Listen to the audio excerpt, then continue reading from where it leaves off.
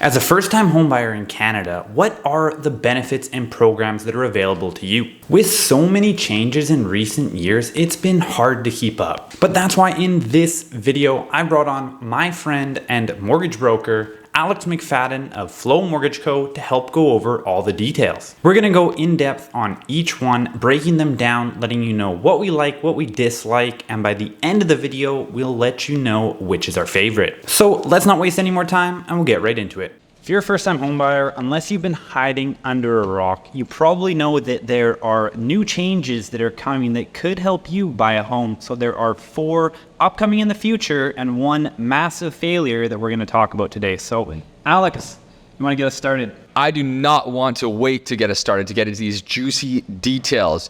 Now, out of these 4 first-time homebuyer changes, one of them definitely stands out as a positive change for first-time buyers. The other ones, I'll leave it up to you, and I'd love to hear the comments in the YouTube channel about them. Right off the bat, the FHSA program was announced in the end of 2023, and essentially it's a first home savings account which allows people the ability to borrow up to $8,000 annually, like a TFSA program, but specifically for first-time buyers. Now, the uniqueness about this program is someone could put in just simply $2 to open up an account, and then they'll be able to open up not just $8,000, but for the following year, $16,000. The rules of the account themselves is that essentially you can open up $8,000 per year up to a maximum $40,000. And there's no restrictions on what you can invest in or where you can put your money when it comes to this particular account. We've seen a pretty solid uptake since 23 in people using this account for a variety of different things, but I still believe a lot of people are missing this opportunity to basically save money on income taxes by buying their first home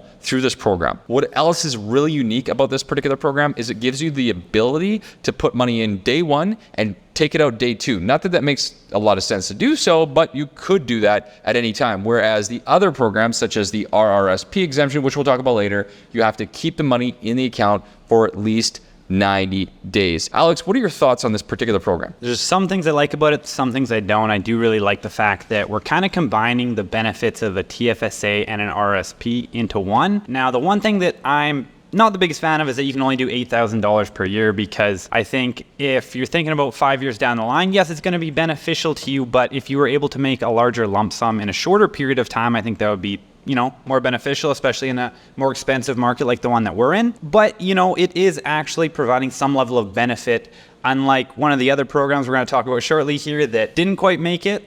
But outside of that, I think a lot of people just don't know about it or understand it, and they feel like, oh, I need the $8,000 right now to be able to put into the account. But as you touched on, all you got to do is get it started so that you can continue to have the ability to put more of that money in the future. And if you can build that into your plans for that purchase and add some of the other things we're going to talk about today, I think it can actually make a difference. Agreed, yes. And my big one change would be, why do $8,000 per year? Just go $40,000 right off the bat. That would make a massive difference for first-time buyers to transfer that money in there. And why make them wait? It doesn't make any sense, because who's saving for 5 years at this point right now? All right, let's get into number 2. Number 2, we're going to talk about the RRSP contribution program, which has essentially changed a little bit, or I guess a lot, from where it used to be. Same idea, but the contribution has now increased to $60,000, right?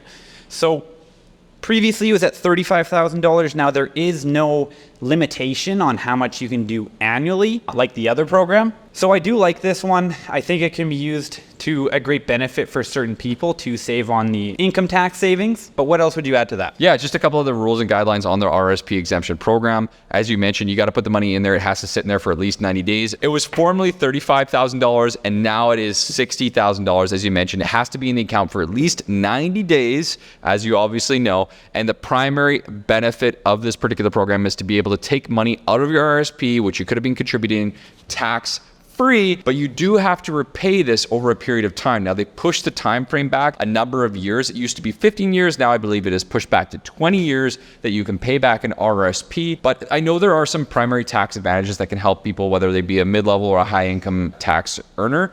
And one of the key benefits that people should look out for is that a lot of employers have RRSP matching programs. And as long as it's not a locked in RRSP, you can actually use that to your benefit. So I suggest employees consider exploring matching as much as you can to take advantage of that particular benefit in this program. And moving on to the third major change is the increase in property transfer tax exemption for first-time homebuyers. Was previously $500,000 for a full exemption, $525,000 on the purchase price. Anything in between that would be a sliding scale. Now it has moved up to $835,000, but the sliding scale moves up to $860,000. However, you can only have up to a maximum of $8,000 in savings. So essentially, it's only on the first $500,000 of that $835,000, and then you would have to pay the remainder on the balance. So that was pretty complicated, you're right. But in short, essentially, the easy way to figure out what the exemption could be is essentially take $8,000 off your total amount of taxes payable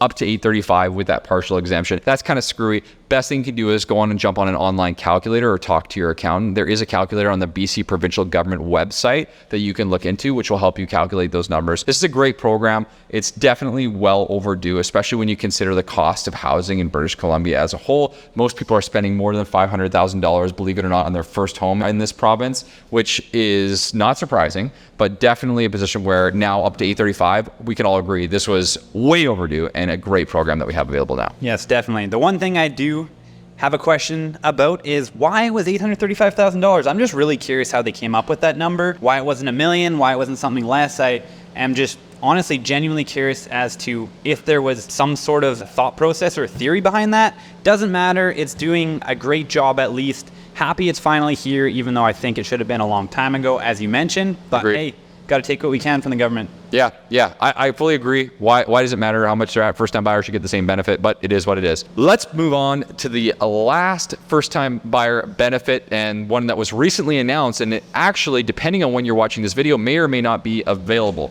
This is the new 30-year amortizations that are available for first-time buyers that are buying with less than 20% down. Now, let's explain this really quickly. If you don't already know, you could always do a 30-year amortization if you put 20% down, regardless of whether or not you're a first-time buyer, a second-time buyer, a third-time buyer, or anything of that nature. And there's a lot of confusion around that because it seems like a lot of people think you can only do 25 years. Anyways, 30 years for new home buyers under 20% down, so an insured mortgage, which means the purchase price has to be under $1 million and you got to be living in the property. But here's the kicker.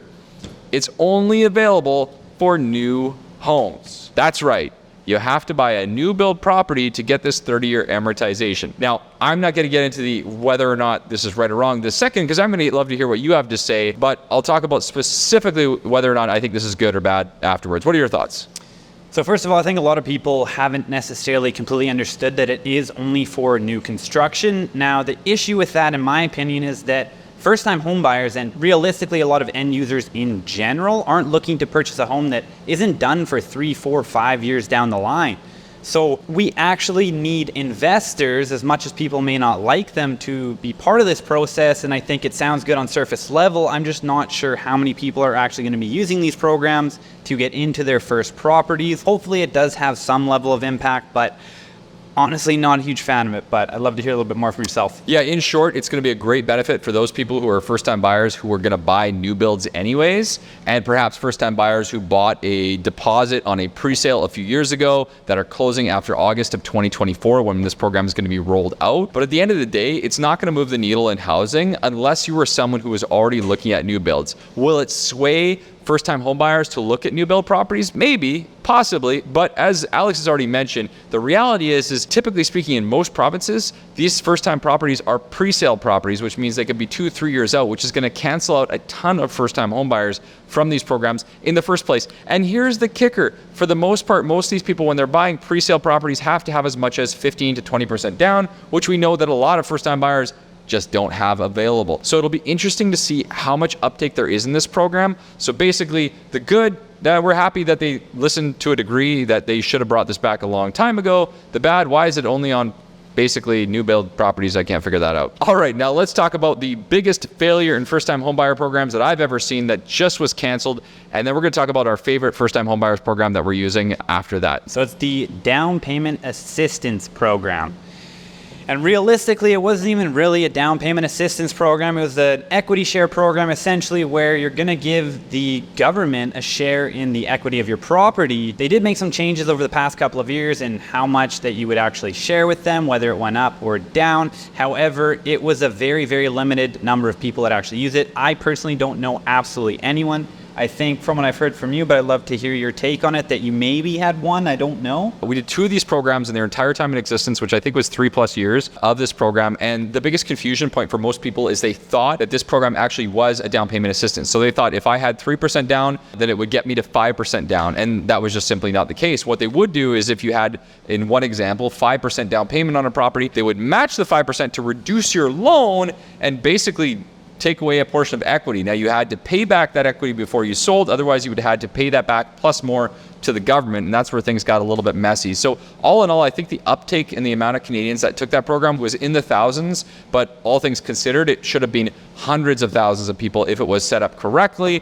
It wasn't. And so it was an absolute failure and just went the way of the dodo bird in 2024, which is not surprising. And good riddance. We'll see you later. So let's talk about our favorite programs. Out of the top 4, which one is your favorite program for first-time home buyers, and you think the one that is going to benefit the people the most out of the options? So our favorite program is the increase to the property transfer tax exemption up to $835,000 and $860,000 in terms of a partial exemption. Now, the one thing we actually didn't talk about was how that works for new construction and how it actually goes up to $1.1 million, and that doesn't have to be a first-time home buyer.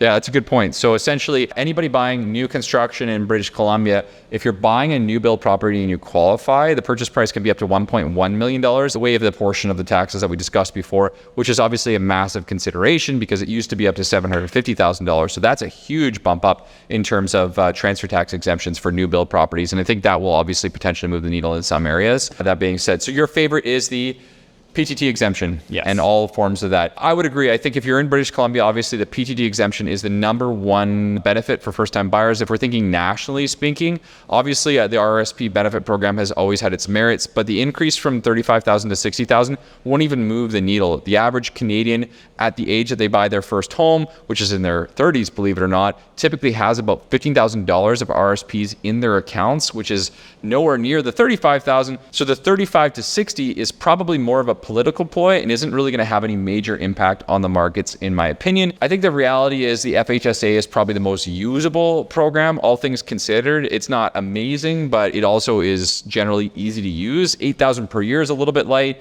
but at the end of the day, the fact that you can use it for whatever you want and take the money out is positive in my book. So all in all, are we on the right track with the governments? Kinda. Yeah, there's some benefits. It's better than the down payment assistance program. Could we do better than that? Yes, definitely. But we'll take what we have right now as far as first-time buyers in this country. I think I'm going to make one little quick prediction here is that the new 30-year amortization for first-time homebuyers with new construction is going to turn out just like the down payment assistance program, but we'll have to see in a couple of years from now. Anything else you want to add to that? Yeah, if you're a first-time buyer, my biggest piece of advice is try to use these programs where you can, but don't wait for the government assistance to help you out. If you're actually trying to get into a home and own a home, whether it be for personal use or investment or a combination of both, you're going to do a lot better if you're not relying on any of these government assistance programs. But if you can use them to your ability, and that's my advice. And if you have any questions about this stuff whatsoever, reach out. My name's Alex Dumber with Real Broker and the Client First Collective. And this is Alex McFadyen with Flow Mortgage, the mortgage pug himself. We'll be happy to help you. Definitely do it sooner than later because we can make sure you're in a better position down the line than when you ask us 2 years from now, and we could have saved you 6, 12, 18 months of time if you had come and spoken to us sooner.